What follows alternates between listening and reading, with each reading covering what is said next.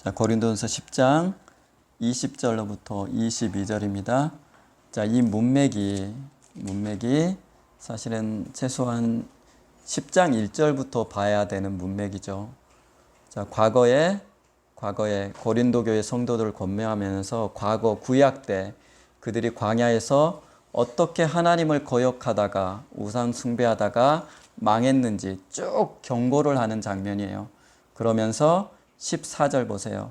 그런즉 내 사랑하는 자들아 우상 숭배하는 일을 피하라 하면서 그 문맥 아래서 지금 사도가 이 얘기를 하고 있어요. 자, 고린도전서 10장 20절부터 제가 읽습니다. 무릇 이방인이 제사하는 것, 이교도라고 읽어도 되겠죠. 이방인 이교도들이 제사하는 것, 여기서 말한 제사는 우리식으로 표현하면 예배죠. 자, 구약식 단어죠. 사실은 제사, 신약적으로 표현하면 예배겠죠. 자, 이방인들이 제사하는 것은 귀신에게 하는 것이요 하나님께 제사하는 것이 아니니, 하나님께 예배하는 것이 아니니, 나는 너희가 귀신과 교제하는 자가 되기를 원하지 아니하노라. 제사하는 것은 교제하는 것이라는 뜻이에요. 누구와? 귀신과. 여기서 말하는 교제가 우리가 고린도후서 13장에 나오듯 축도할 때 많이 듣죠. 성령의 교통하심이 할 때 교통이란 말이에요. 교제, 만남, 교통, 코이노니아란 뜻이에요. 그러니까 제사라는 것은 여러분들이 귀신을 예배하고 귀신과 만남을 갖고 귀신과 교통하는 것이라는 뜻이에요. 너희가 주의 잔과 귀신의 잔을 겸하여 마시지 못하고 주의 식탁과 귀신의 식탁에 겸하여 참여하지 못하리라.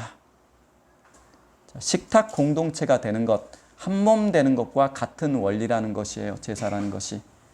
자, 그러면 우리가 주를 노여워하게 하겠느냐? 우리가 주보다 강한 자냐? 아멘. 그러면서 이 문맥 19절에 보면 그런즉 내가 무엇을 말하느냐? 우상의 제물은 무엇이며 우상은 무엇이냐? 하면서 이 말씀을 하는데 우상은 무엇이냐? 그 뒤에 이런 말이 생략됐다고 보시면 돼요.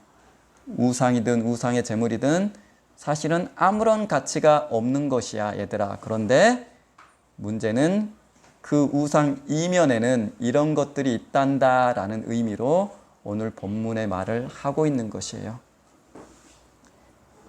자, 이제 지난주 나눴던 거 한번 생각해 봅시다. 자, 지난주에 요한복음 1장 13절 말씀 나눴죠. 기억나세요? 혈통으로나 육정으로나 사람의 욕망으로나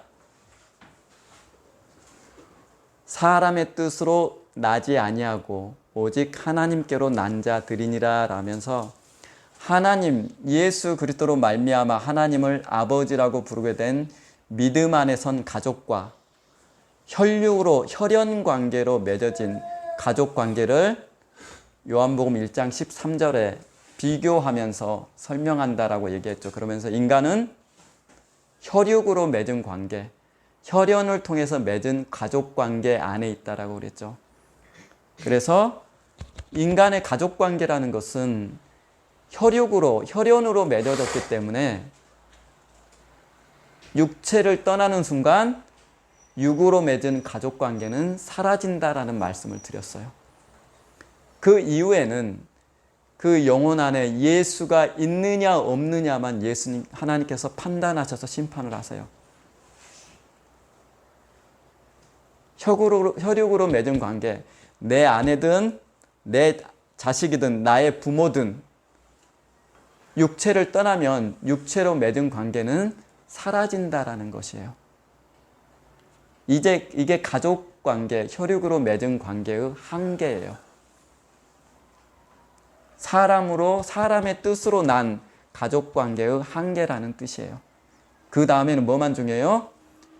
육체를 떠난 이 영혼이 예수가 있느냐 없느냐에 따라서 하나님의 자녀로서 천국에 가느냐 아니면 죄의 종으로서 결국 심판 이후에 지옥불에 던져지느냐의 문제만 남게 돼요. 자, 지난주에 했던 내용이에요. 자, 이제 보십시다. 그러면서 자, 오늘은 많은 교회에서 추석이나 명절 전에 요 본문으로 사실은 말씀을 많이 나눠요. 자, 보십시다. 이방인의 제사는 귀신에게 하는 것이요 라고 돼 있죠. 자, 우상이든 우상의 제물이든 사실은 아무것도 가치 있는 것이 아닌데 그것이 문제되는 이유는 뭐냐면 우상 뒤에 숨어 있는 이런 존재들 때문이다 라고 사도가 얘기하는 것이에요. 그러면서 우리가 누가복음 11장 24절에서 나오는 귀신에 대한 정보를 거기서 우리가 얻은 적 있죠. 귀신이란 존재는 첫 번째 기억나세요? 인간의 어디? 귀신이 사람에게서 나갔을 때라고 돼 있죠. 사람, 인간의 몸 안에 있다라는 것. 두 번째, 시기를 구하되 얻지 못하고 라고 돼 있죠. 그 구절에. 자, 인간의 몸 안에서 쉼을 얻는 존재가 귀신이라는 것. 세 번째, 그 사람의 형편이 전보다 더 심해졌더라라는 거 보니까 귀신이 인간의 몸 안에서 본인은 쉼을 얻지만 귀신이 들린 그 사람은 어떻게 돼요? 형편이 안 좋아진다는 거죠. 파괴되어 간다라는 뜻이에요. 귀신이 인간 안에 사는 일이에요.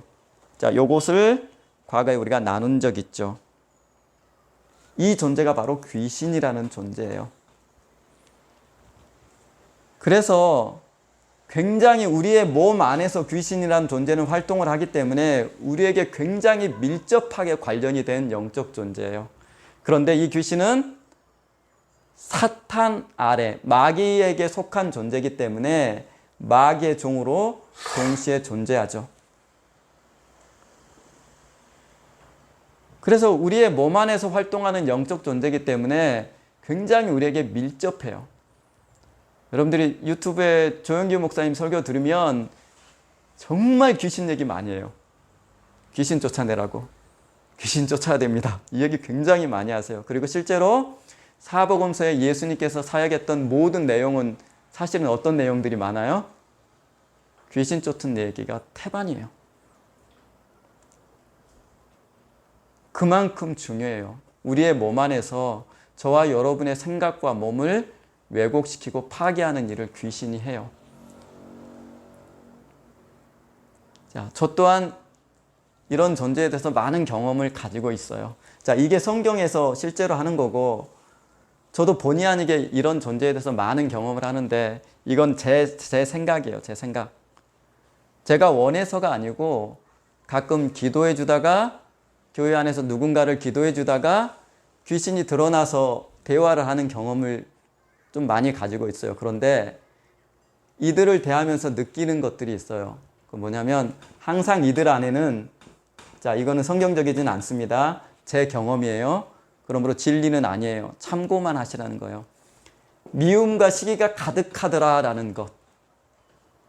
왜냐하면 같이 얘기 나눠보면 귀신 들린 이 사람을 굉장히 미워해요. 시기와 분노가 항상 가득해 있어요. 귀신이라는 존재는. 이런 공통점이 있어요. 두 번째 뭐냐면은 악이 가득 차 있어요. 우리 그런 경험 한 적 있죠. 저 사람 악만 남았네. 그죠? 사회생활 하면서 그런 경험 하신 적 있죠. 그런 것처럼 이 귀신들도 악만 남아있다라는 거예요. 항상 대하면서 왜 그럴까라는 고민을 했었어요. 이런 것을 경험하면서. 귀신은 왜 그럴까? 왜 그럴 것 같으세요?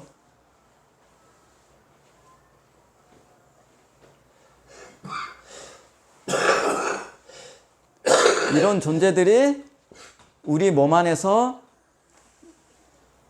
자기의 주인인 마귀가 하는 것처럼 죽이고 멸망시키는 일을 하고 있다는 것이에요. 이 두 개를 연결시켜 보면. 그럼 귀신들은 왜 이럴까라는 것이에요. 왜 그래요? 왜 그래요? 이게 죄의 속성이기 때문에 그래요. 요한복음 8장에 예수님께서 마귀를 설명하시면서 유대인들에게 말씀하시죠. 너희 아비는 마귀다. 근데 걔는 거짓말장이고 쭉 설명하시죠. 거짓말장이고 진리도 없고 더럽고 그런 존재다. 니들도 그래. 이런 얘기 하시죠. 그대로예요. 그러면서 과거에 그럼 귀신이란 어떤 존재인가라는 얘기를 제가 또한 드렸어요. 자, 여기 보세요. 신학적으로는 귀신에 대한 설명은 크게 두 가지로 나누어 있었어요. 제가 이미 설명드렸어요. 귀신 첫 번째 두 가지 견해로 나누어 있어요. 첫 번째, 타락한 천사가 귀신이다. 두 번째,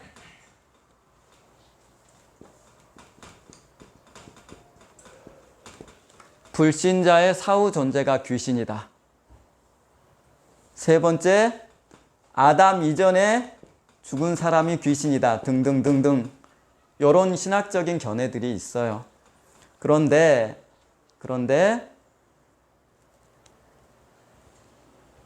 초대 교회에서부터 종교개혁 이전까지 불신자의 사후 존재가 귀신이다라는 것이 지배적인 견해예요.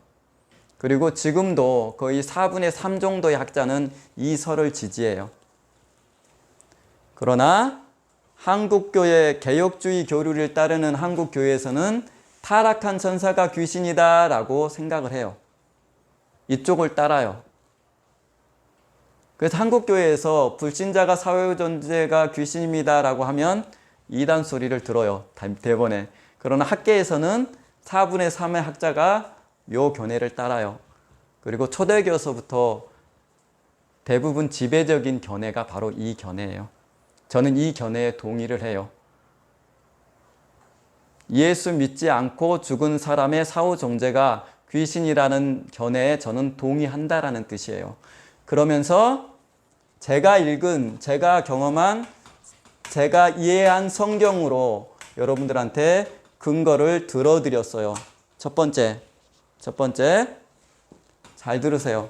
이게 사실이면 여러분의 부모님, 여러분의 자녀도 예수의 생명 없이 육체를 떠나면 여기에 해당되기 때문에 그래요.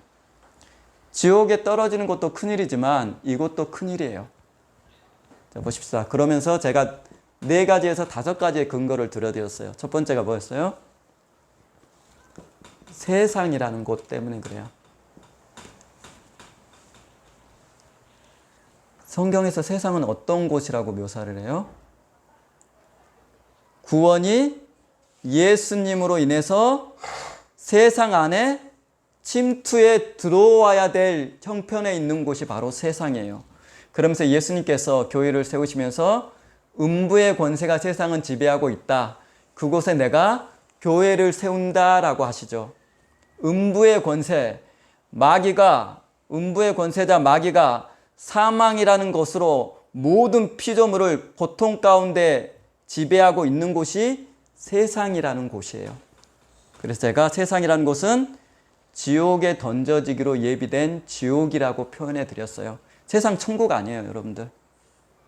세상은 그래서 구원도 없고 생명도 없고 빛도 없고 영광도 없는 곳이에요. 이게 첫 번째 근거예요.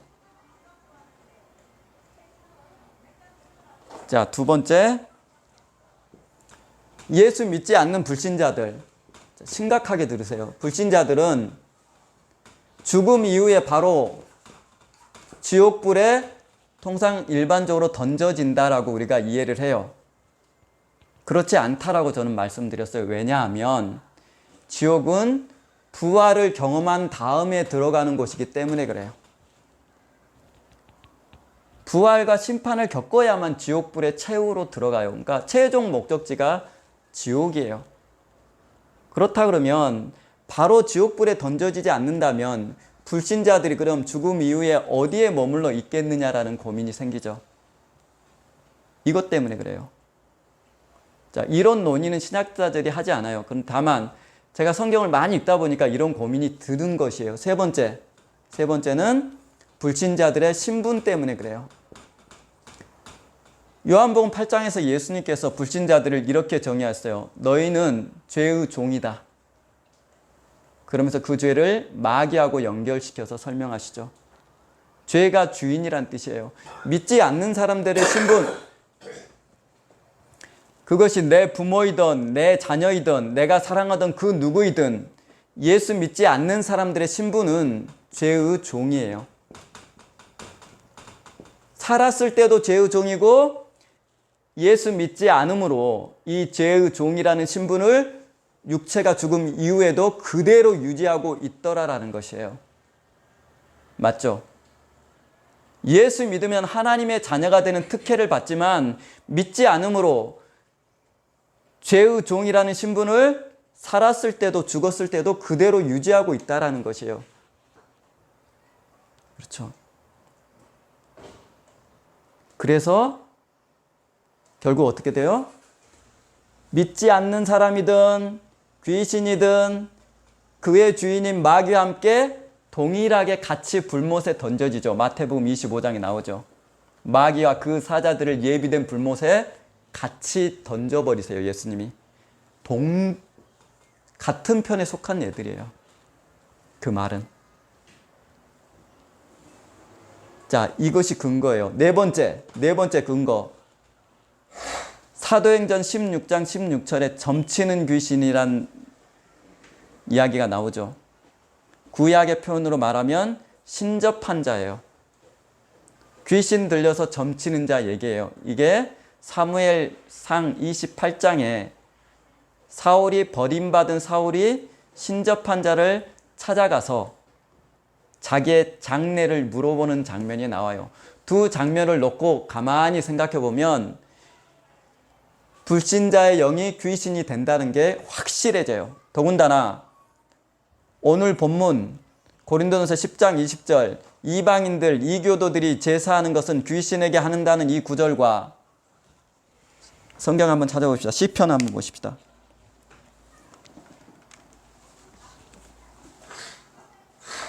시편 106편 한번 보십시다.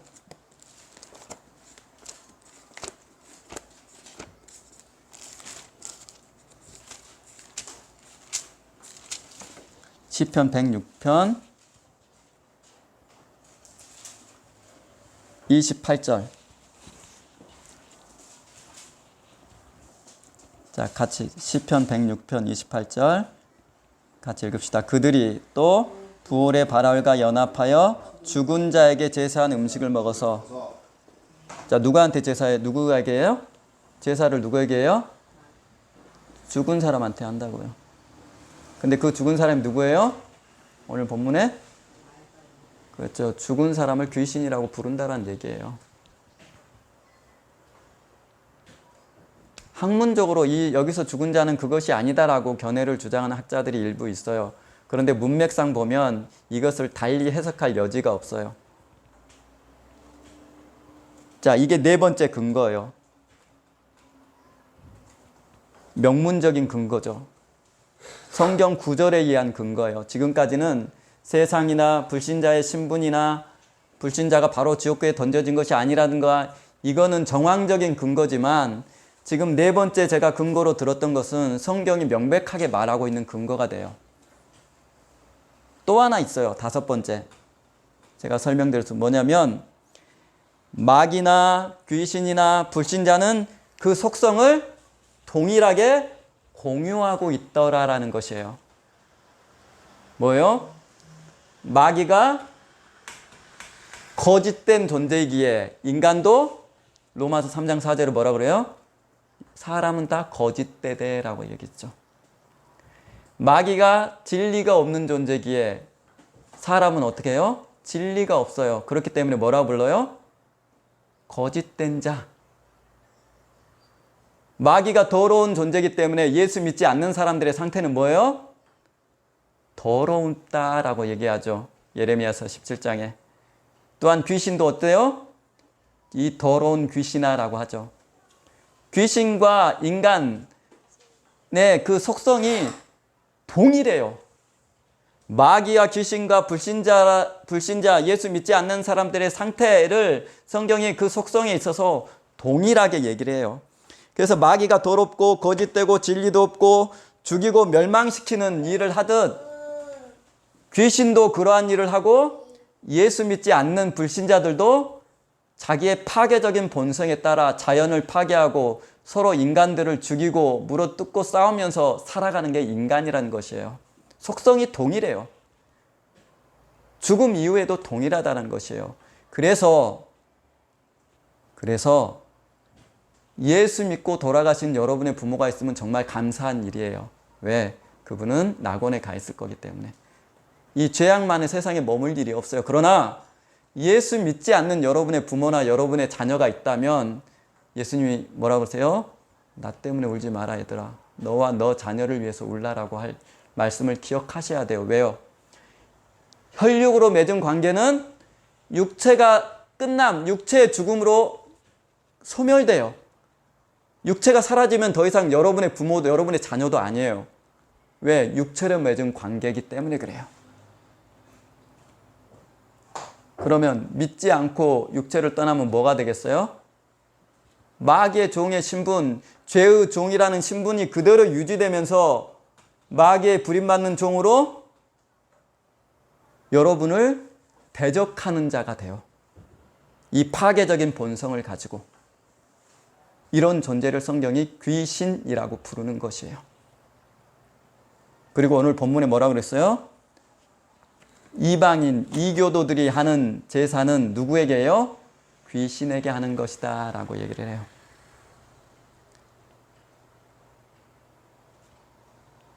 조금 이해되시죠?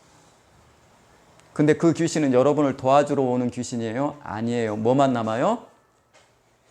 더러움과 마귀의 종이라는 신분과 거짓됨과 파괴적인 본성만 가지고 그래도 얘가 내가 낳은 자식이고 내가 나의 부모라는 그 지식은 그대로 있어요. 인격이 살아있기 때문에 육체를 떠나도. 하지만 여러분을 파괴시키는 자로 존재하게 된다라는 것이에요.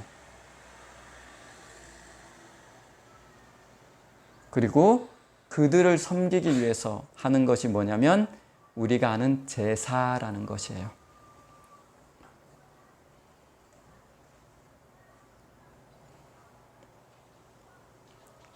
자, 그러면서 제사가 무엇인지 설명하죠. 제사는 뭐예요? 귀신과 교제하는 것, 귀신과 교통하는 것, 귀신과 만나는 것, 귀신과 코이노니아 하는 것이라고 얘기를 해요, 사도가. 귀신의 식탁에 참여하는 것. 참여한다는 뭐예요? 17절에 나오죠. 떡도 하나요 많은 우리가 한 몸이니 이런 뜻이에요. 다시 말해서 참여한다는 말은 여기서 귀신과 한 몸 되는 의식이 제사야 얘들아 라는 것이에요. 무슨 말이에요? 제사는 여러분들이 예수님께서 끊임없이 쫓아냈던 귀신과 한 몸을 이루고 만남을 가지고 교통하는 매개가 된다라는 의미예요.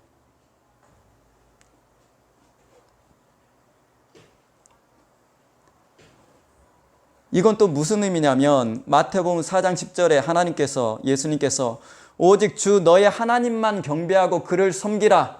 하나님만이 경배하고 예배받을 제사 받으실 분이라는 이 말씀을 여러분들이 정면으로 도전하는 것이 돼요. 그래서 기독교인들은 제사를 지내지 않는 것이에요.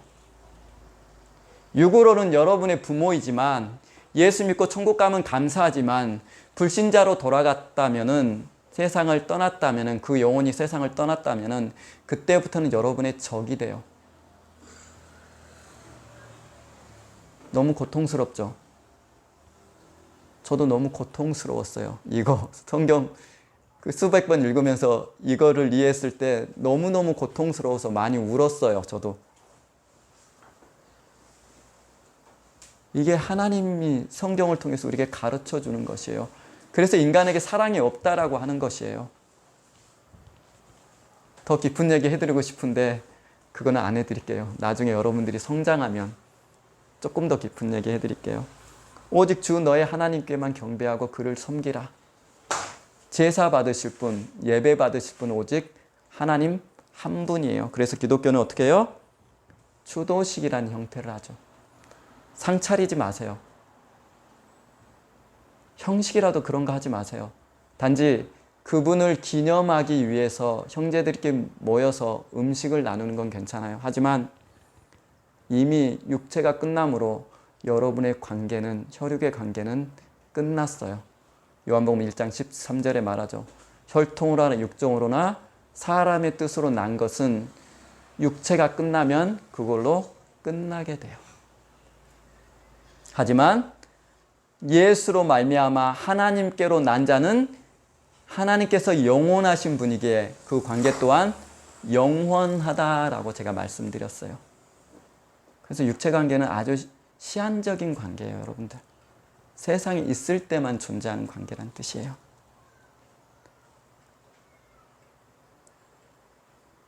그러니 예수 믿는 게 얼마나 중요하냐고요, 여러분들.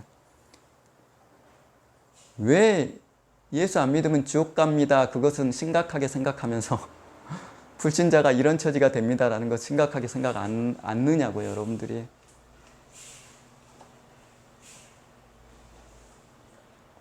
자, 그러므로 여러분들이 예수님이 오셔서 구원을 베푼다라는 이 의미를 잘 이해하셔야 돼요. 예수님께서 가르치신 세상 그리고 그 안에 있는 사람들의 상태를 이렇게 이해하시면 돼요. 자, 사형 선고를 받고 집행만 기다리고 있는 상태가 바로 인간들의 상태예요. 다시 반복합니다. 사형 선고를 받고 집행 날짜만 기다리고 있는 게 불신자들의 상태예요. 여러분의 부모, 여러분의 형제, 여러분의 자녀라도 믿지 않는 사람의 상태는 성경이 이렇게 설명해요. 사형 선고를 받고 집행만 기다리고 있다. 그러니 집행 당하기 전에 뭘 해야 돼요? 왕에 의해서 사면을 받아야 된다. 이게 예수 믿어서 너희가 죄사함 받는다라는, 구원 받는다라는 것의 의미예요. 근데 이 사면 누구만 해요? 왕만 하는 것이에요. 더 쉽게 얘기해 드릴까요? 자, 프랑스 혁명 때 혁명파들이 상대 측을 숙청하기 위해서 만든 게 여러분 이거 아시죠? 기요틴이라는 사형 제도기가 있어요. 여러분 아시죠? 이거 이렇게 돼갖고 여기에 칼날이 이렇게 붙어 있어요. 그랬고 여기다가 목을 넣으면 어떻게 돼요? 뚝 떨어져서 목 자르는 기계 보신 적 있죠? 이걸 우리나라 말로 단두대라고 그래요. 여기다가 목을 딱 넣어놓고 칼날 떨어지기만 기다리고 있는 상태가 불신자들의 상태라고요. 성경이 말하는. 이 집행 칼날 떨어지기 전에 멈추시오라고 왕의 명령을 갖고 여러분들이 가야 된다라는 뜻이에요. 이게 성경이 말하는 불신자들의 상태예요. 이 칼날 떨어지면 그 후로는 구원이라는 게 존재하지 않아요. 이렇게 시급한 거예요. 그래서 사도가 뭐라 그래요? 바로 지금이 구원받을 날이라 라고 얘기를 하는 것이에요. 내일 지나면 교회 갈게, 그런 거 존재하지 않아요. 아까 서두에 말했듯 그 농구 선수처럼 갑자기 신정지 와서 세상 떠나면 그로 끝이에요, 여러분들.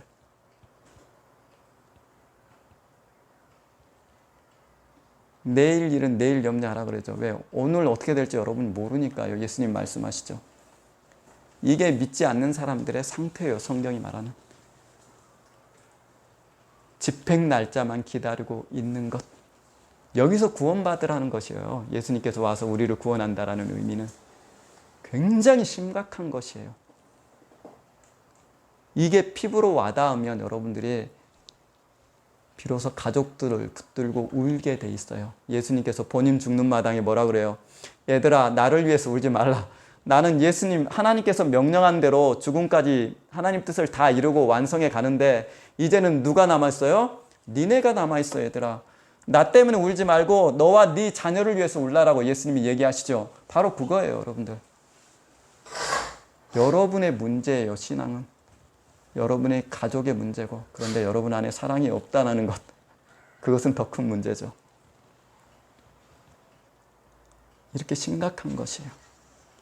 자, 중요한 것은 우리가 추석 때 가면 내가 장남이라 무엇이라 차례를 지내고 제사를 지내는 분들이 많아요. 하지만 여러분들이 그리스도인이라면 그리스도인으로서 살아가는 법대로 사시면 돼요. 오직 하나님께만 경배하고 다만 그를 섬기라. 그래서 예수 믿는 사람들이 그리스도의 말씀대로 살면 반드시 세상과 충돌하게 되어 있다라고 제가 말씀드린 것이에요. 세상과 동화되어 살면 여러분들이 싸울 일이 없어요. 하지만 말씀대로 살면 여러분들은 반드시 세상과 충돌하게 돼 있어요. 그리고 그 가운데서 고난받게 돼 있어요. 이게 기독교 신앙이에요. 자, 오늘 여기까지 하십시다.